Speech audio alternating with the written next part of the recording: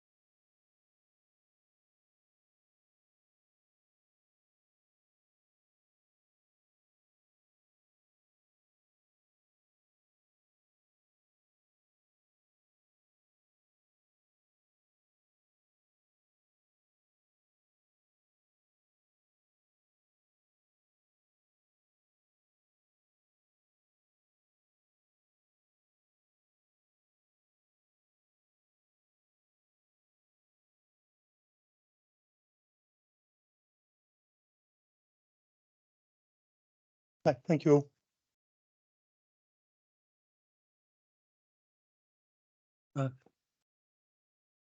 Good afternoon and welcome to the Merthyr Tydfil County Borough Council full council meeting on today, Wednesday, the 13th of September 2023.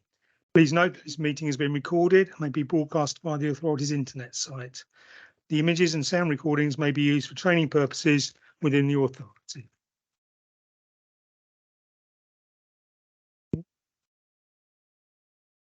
Thank you. Next slide, apologies for absence. Yes, Mr. Mayor, we have apologies from Councillor Lee Davis and Councillor Jeremy Davis. Okay, thank you. Are there any declarations of interest? Yeah, I'd like to declare an interest on item 12, disabled facility grants delivery. I'm a member of Cwmtaf Care and Repair. I'm not a board member, but I still declare my interest. Okay, thank you, Councillor Galsworthy. Same issue. I'm a board member of Care and Repair, Cwmtaf, and also you may put what I'm going to say, you know what I meant. Okay. Yeah, that's fine. Thank you, Councillor Smith. Anyone else? Oh, Councillor Kevin Gibbs. Thank you, Mr. Mayor. I've got to declare a personal and prejudicial interest in agenda item number 4. Thank you. Okay, thank you. Anyone else? No, all done. In that case, we'll move on to agenda item number 3 to approve the minutes of the previous meetings. That's items 3A to 3J. Do we have a mover, please, Councillor Thomas? Move the minutes, Mr. Mayor. Thank you. And a seconder? I second, Mr. Mayor, in sort of doing so, a little bit of clarification for the public, really, in terms of all of these meetings are published on YouTube. It's only in exceptional circumstances that they're not due to technical issues. There have been meetings last week to talk about live streaming meetings as well, so it's more accessible again. This image that perhaps people have of us taking minutes down in this Dickensian way with the quill dipped in ink, writing on scrolls of paper. So that's the record. You know, we moved on. The only reason that we take and approve minutes here is so they can be entered into as a formal record for the council. Further to that, members can attend these meetings.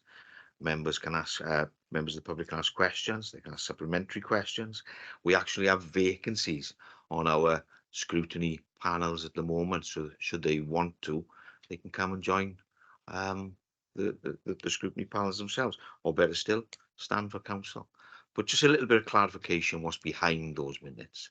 And, you know, you can view them all. You don't need clarification, you can view them on YouTube.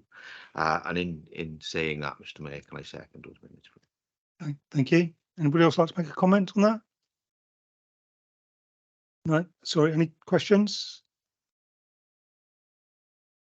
No, so we'll take that to a vote then, please. And can I ask, firstly, Councillor Scott Thomas, are you for, against or abstaining? For. Thank you. Councillor Lisa Mitten, are you for, against or abstaining? For. Oh yeah, but doesn't seem to be working.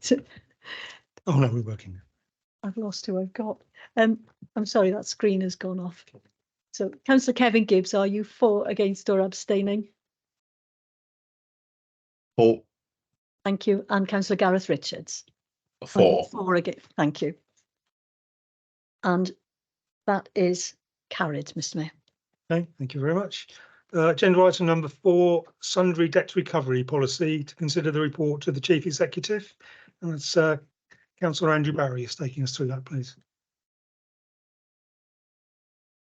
Into that report, can I just point out to members that this is Steve Jones's last report and his last full council. Gutted to go in, Steve. You've been a firm hand on the tiller, the financial tiller, for all these years. We've worked together now for the last 6 years. I'm sure I speak for everybody in the chamber. We wish you all the very best in your future endeavours. You're handing over to Liam. Liam's with us tonight. And as I said this afternoon, couldn't have had a better tutor, really. I just want to thank you for all the work you've done over the last 1,000 years you've been with us. You know, turning in very difficult circumstances, 5 surpluses on the bounce is an exceptional record to be leaving this authority with. And you've made many friends, and our colleagues here, I'm sure will thank you for your efforts over the years. But it's just for me to say, before I do this report, the last one, thank you, Steve, for everything over the last few years. I wish you all the best in the future. Okay. And as you'd want, you go out on a sundry debt recovery policy still. What better way to leave? So the last report on the policy was 2015, pre-pandemic, with this review being driven by improved communications and digitalisation. The policy is aimed at the authorities, aimed at the authorities' policy for the recovery of sundry debts and housing benefit overpayments, managing the recovery of debt where prevention has failed. The policy has been updated to ensure all debtors are treated in a fair and consistent manner, recognising in the same measure that the vast majority of our residents and businesses pay their invoices on time. Members and the residents of this authority need to be assured that the corporate debt is being effectively managed. The corporate sundry debt recovery policy is Appendix 1, page 46 of your papers, with the overpayments recovery policy as a supplementary paper on modern.gov for members' attention. We have Mark Price from Revs and Bens the author and author will report with us tonight should you have any technical questions. The intention from here on is to review the policy on a biannual basis. We have one recommendation, Mr. Mayor, which is the updated sundry debt recovery policy included in Appendix 1 be approved. I move the report, Mr. Mayor. Okay, thank you. Councillor Geraint-Thomas. Second the report, Mr. Mayor. Thank you. Are there any questions on the report, please? Councillor Darren Roberts. Thank you, Mr. Mayor. It would be remiss of me not to follow on from Councillor Barry's praise of Steve. I've worked with you for the last 11 years, Steve. Never had a cross word, always been thorough and concise with your answers and responses. And on behalf of myself and the Labour Group, I'd like to thank you for all the work that you've put in over the years. I'd also like to think that the reason for you leaving is not because you've worked with Councillor Barry for the last 6 years, but that's another matter. Okay, the first question for myself is page 45. The main negative impact, the unavoidable loss of income to the local authority. Do we have some sort of indicative figure, or is it just that's a sort of a statement and we haven't got any figures? Would you clarify what you mean by that? Let me find it. Sorry. In the summary, it says the main positive impacts are ensuring levels of debt are closely monitored and appropriate, demonstrates effective and efficient financial management. But the main negative impacts are unavoidable loss of income to the authority. So the changes in the report, do we know if there's any big changes, or do we know what the loss of income to the local authority could possibly be? The loss of the income to the authority would be presented to yourselves as part of the write-off regime. And there was a report went to Cabinet a little bit earlier today. As far as sundry debts is concerned, you're probably looking probably about £100,000 potentially as a maximum, per year, across the wide range of services that we are responsible for. The report that has been written, as Councillor Barry have just indicated, that was last presented to yourself in 2015.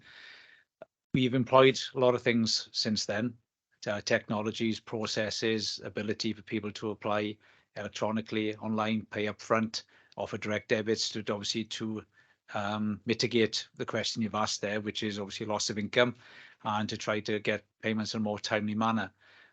The previous report didn't keep pace of the processes that we were employing.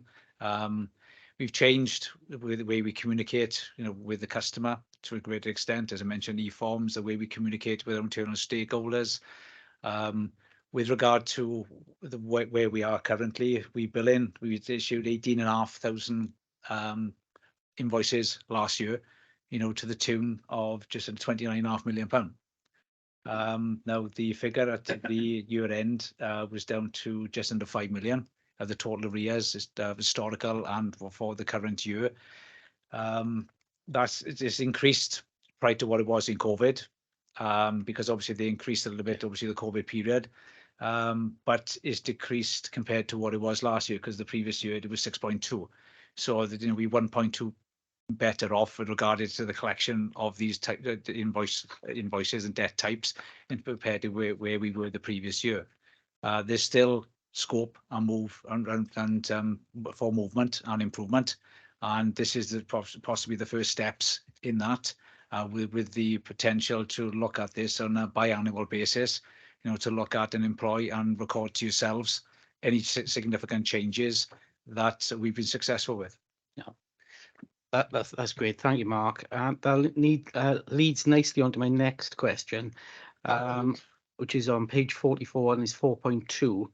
And the last part of that paragraph says the performance information is available upon request to councillors. Do we think that possibly it should be made available to councillors anyway, rather than when they just request it? The report, yes, okay, it's a valid point, but the collection rates are reported to management on a monthly basis as far as council tax, business rates, you know, and debtors.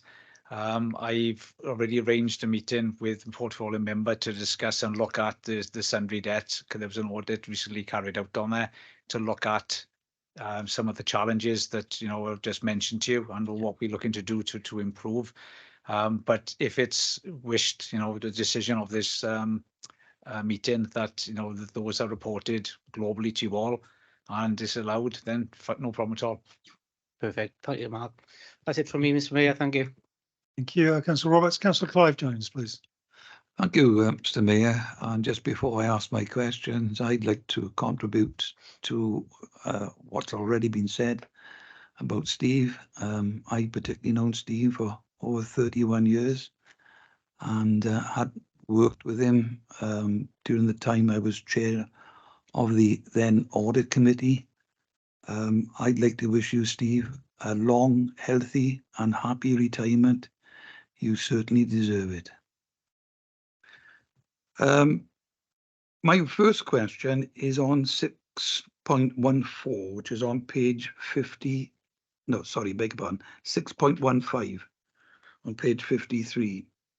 And I'll read it. It says, if it is decided that legal action is not the most appropriate method of recovery, consideration will be given to forwarding the debt to an enforcement agent, external collection agency, or to recovering the debt by other means. How many, on average, are referred to external agencies, and what is the average cost per year for that method of recovery? There's a variety of answers, Councillor Jones, to that question. Over the last couple of years, very little. As you know, we operate an internal enforcement department. We've got one enforcement agent, you know, currently. It doesn't cost us anything, obviously, to ask that person to go and knock the door. What you've got to bear in mind that a sundry debt liability is not that of a council tax liability or business rates liability, where we'd actually seek legal action and go to court and obtain a liability order to allow us to, you know, for further action. If an agent was to go on the proviso and agreement with the originating department, then he would be going there with the question to say, Mr. Jones, would you like to pay? That would be the first approach. If it was, you know, decided that it was viable to pursue it further, we would have to go back and get a county court judgment and potentially to go for attachment of earnings or a CCJ or whichever. That would come with a cost, and that would be variable upon the actual size of the debt itself. With regard to what does it cost us, we haven't passed anything out external to external agents for certainly pre-pandemic. Normally for these type of debts, there's normally a percentage of the actual liability that the external company would expect. Could be anything from 5 to 10% of the actual value of the debt itself. But as I said, we haven't passed anything out, you know, since pre-COVID, so I can't give you any answers. What is it costing the authority? But with regard to what it's cost us thus far for what we have been doing and dealing with internally, nothing.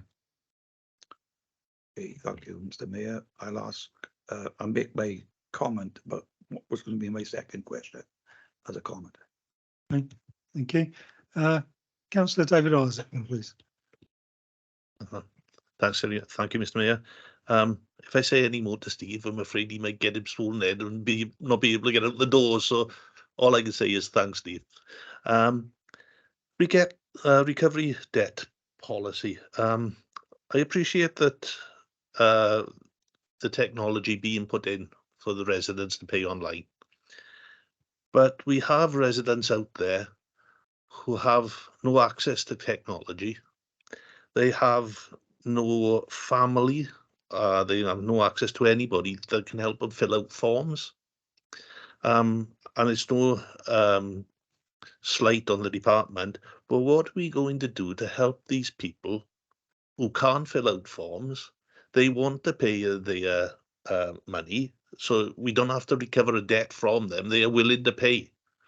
But we haven't got anybody that can go out there and help them physically fill out the forms. I know Steve knows somebody that we're talking about. I think the council should consider put in somebody that can actually go knock the door and help these persons who have nobody else to help them. Thanks. If I can clarify the type of debts that are present within this report, they are for services that the local authority provide to us as customers. And as a result of that service that's been provided to them, a bill is actually issued to them in the form of an invoice. With regard to the payment mechanism, is all barcoded, so they can pay in any PayPoint outlet, any post office, online, telephony, or where they can't come to the civic centre anymore, that is gone. If there was a requirement, for someone potentially to go, would I want to send an enforcement agent to just pick up, £10 from Mrs. Jones? Probably not. Would we look to try to communicate with them to try to through using telephony as a mechanism? Yes, we would. But what we got to bear in mind, this isn't a council tax liability. This isn't a business rates liability where someone would apply for something and and then be charged for it. This is a services that we are providing, whether it's a lifeline, whether it's a parking permit or whichever. So I think we need to be clear of the type of debts and the people we're actually communicating with. Yeah, thanks. I understand this, but the people I'm talking about would fall under this category as well, with the lifeline, and even maybe the parking. They just haven't got the physical ability to get from their homes, and they find a lot of these forms difficult to understand. Thanks. Okay. Thank you, Councillor Clive-Jones. Yes, thank you, Mr. Mayor. It's a follow-up question from what Councillor Isaac was asking, and the answer I was given was that they cannot come to the civic centre anymore, not to make any payment at all. What are the reasons for that then?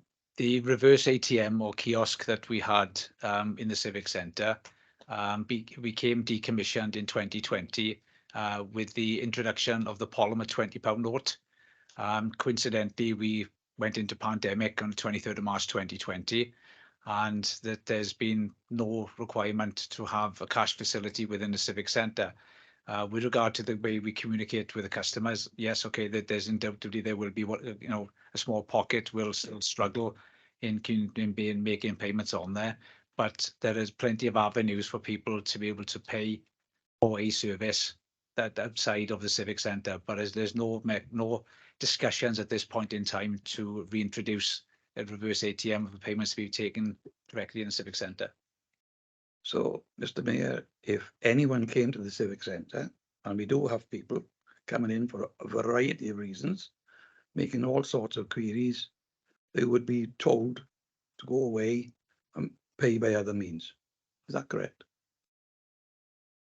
Potentially, that is correct. But as I said, we've adapted the way we communicate with customers, taking away the payment aspect of it.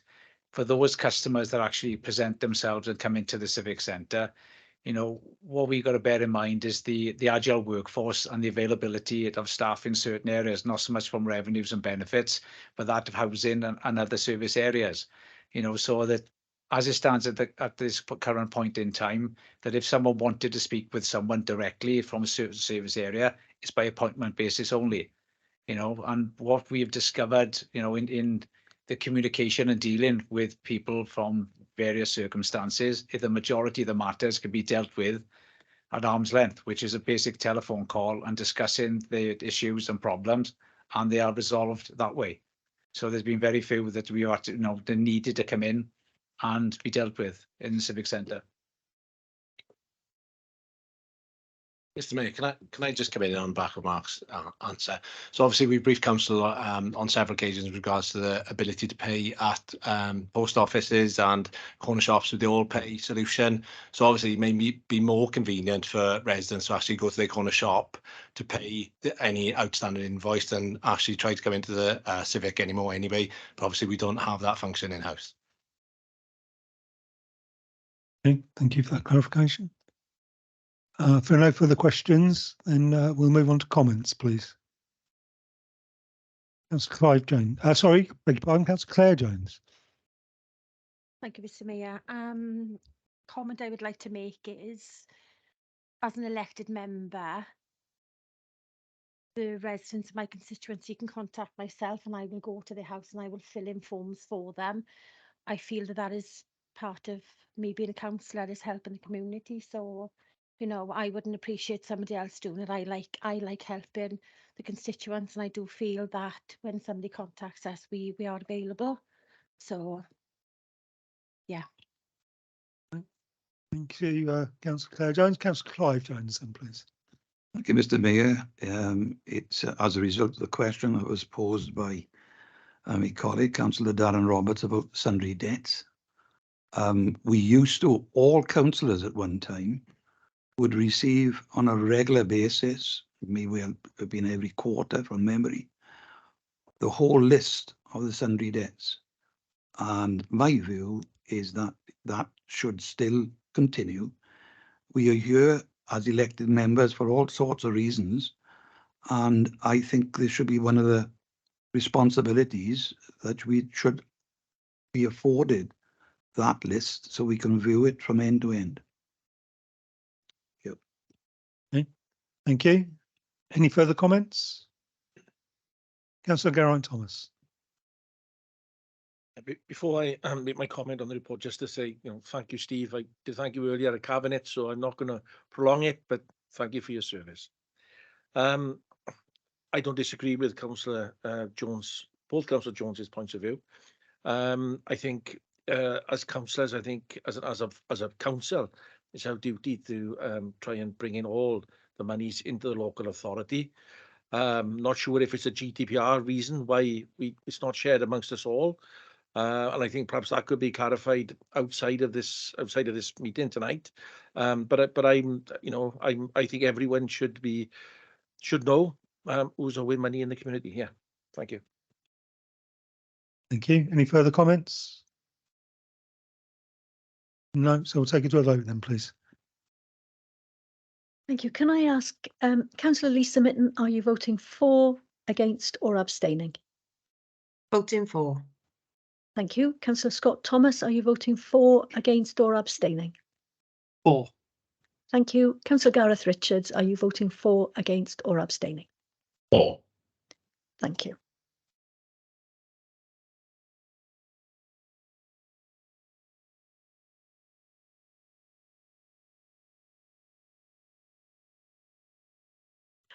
And that's carried, Mr. Mayor. Okay, thank you. Thank you. Items number 5, 6, 7 and 8 are information reports. So we move on to agenda item number 9, which is other business. There is no urgent business. Item number 10, receive communications from their worship the Mayor.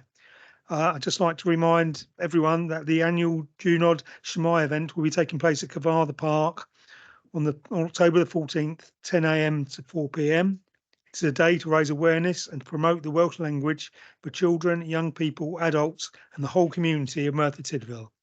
Businesses who use Welsh will be present selling their products.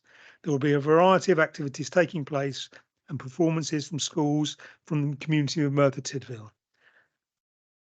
Okay, thank you. That was the last item on the agenda. So we'll move into closed session.